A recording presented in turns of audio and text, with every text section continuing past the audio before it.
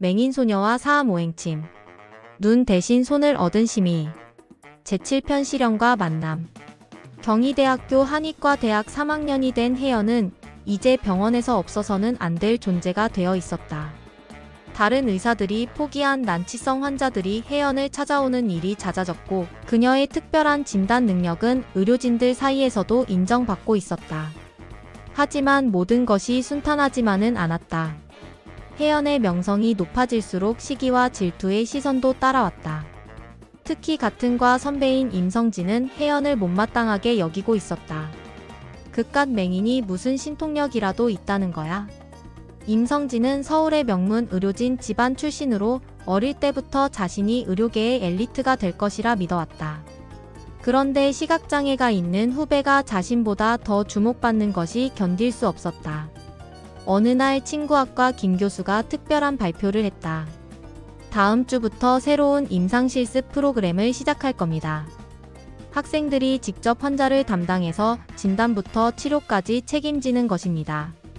학생들이 술렁거렸다. 이런 기회는 보통 4학년이나 인턴 과정에서 주어지는 것이었다. 각 팀은 선배 1명과 후배 1명으로 구성됩니다. 임성진 학생과 왕혜연 학생이 한 팀이 되겠습니다. 혜연은 불안한 예감이 들었다. 임성진이 자신을 어떻게 생각하는지 모르지 않았기 때문이었다. 잘 부탁드립니다, 선배님.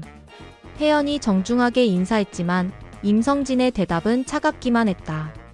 그냥 방해만 하지 마. 내가 뭘 할 수 있겠어? 첫 번째 환자는 70세 노인으로 원인 불명의 전신마비 증상을 보이고 있었다.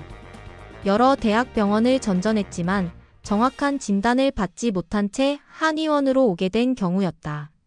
할아버지, 언제부터 이런 증상이 시작되셨나요? 임성진이 문진을 시작했다.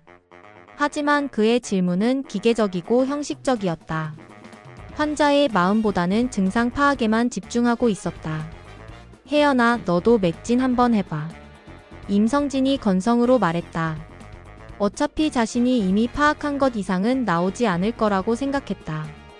혜연은 조심스럽게 환자의 손목에 손을 올려놓았다. 평상시처럼 먼저 일반적인 맥진을 했다. 맥은 약하고 불규칙했다. 하지만 뭔가 더 깊은 정보가 필요했다. 혜연은 마음을 집중해서 환자의 내면을 들여다보았다. 순간 강렬한 감정이 전달되어 왔다. 깊은 절망감, 포기, 그리고 분노였다. 할아버지, 혹시 최근에 매우 화나는 일이 있으셨나요? 억울한 일이라든지. 환자의 눈이 번뜩였다. 어떻게 알았나? 맥에서 느껴졌어요. 뭔가 매우 억울해하고 계신 것 같은데.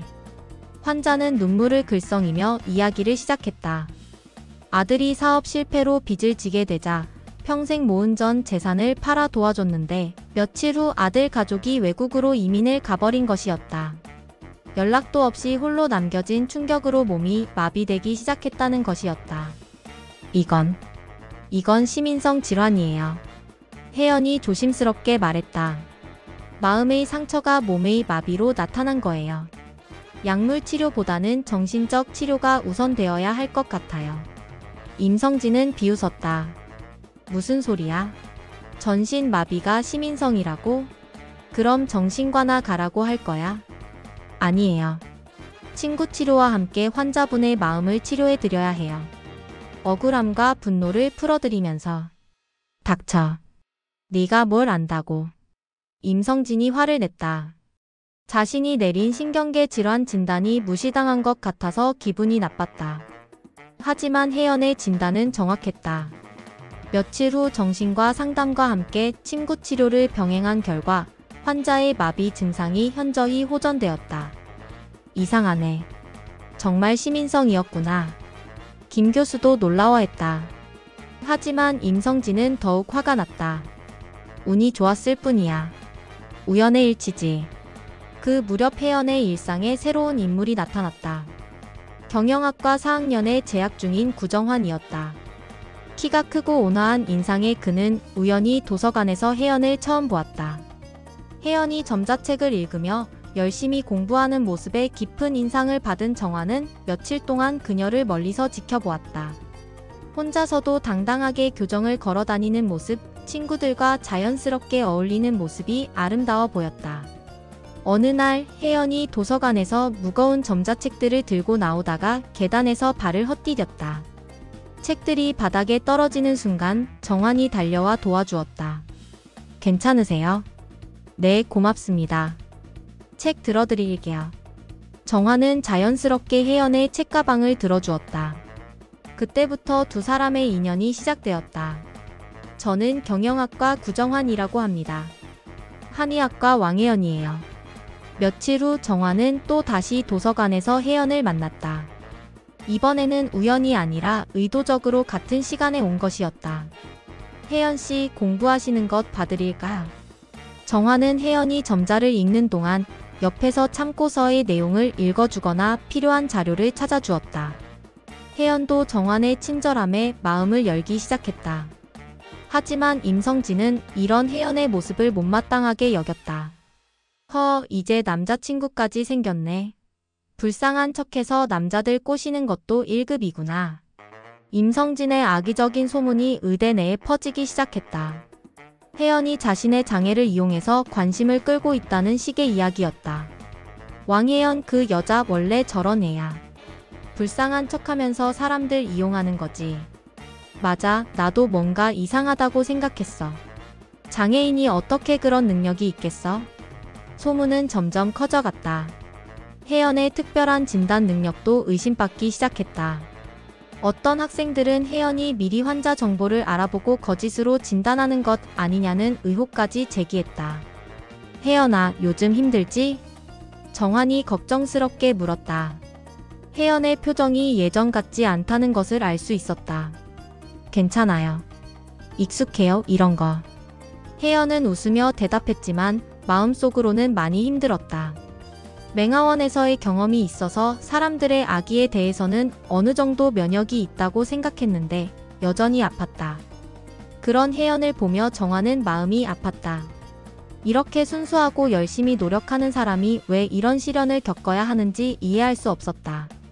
혜연씨, 전 당신이 정말 대단하다고 생각해요. 그런 소문들에 신경 쓰지 마세요. 정환의 따뜻한 말에 혜연은 눈물이 날 것 같았다. 오랫동안 혼자서 견뎌온 외로움이 조금씩 녹아내리는 것 같았다.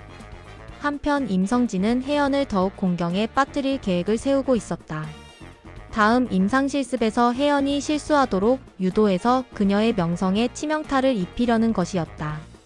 이번에는 네가 주치의를 맡아봐. 임성진이 혜연에게 말했다. 새로운 환자는 20대 여성으로 복잡한 증상을 보이고 있었다. 하지만 선배님이 주치의를 하시는 게. 아니야, 네가 그렇게 잘한다며? 한번 해봐. 임성진은 속으로 웃었다. 이 환자는 자신이 미리 조사해본 결과 진단이 매우 어려운 케이스였다. 혜연이 실패하면 그동안의 명성이 한순간에 무너질 것이었다. 혜연은 불안했지만 거절할 수 없었다. 환자를 만나 맥진을 시작했는데 이상하게도 아무것도 읽히지 않았다. 마치 환자의 마음에 두꺼운 벽이 쳐진 것 같았다. 왜 이럴까?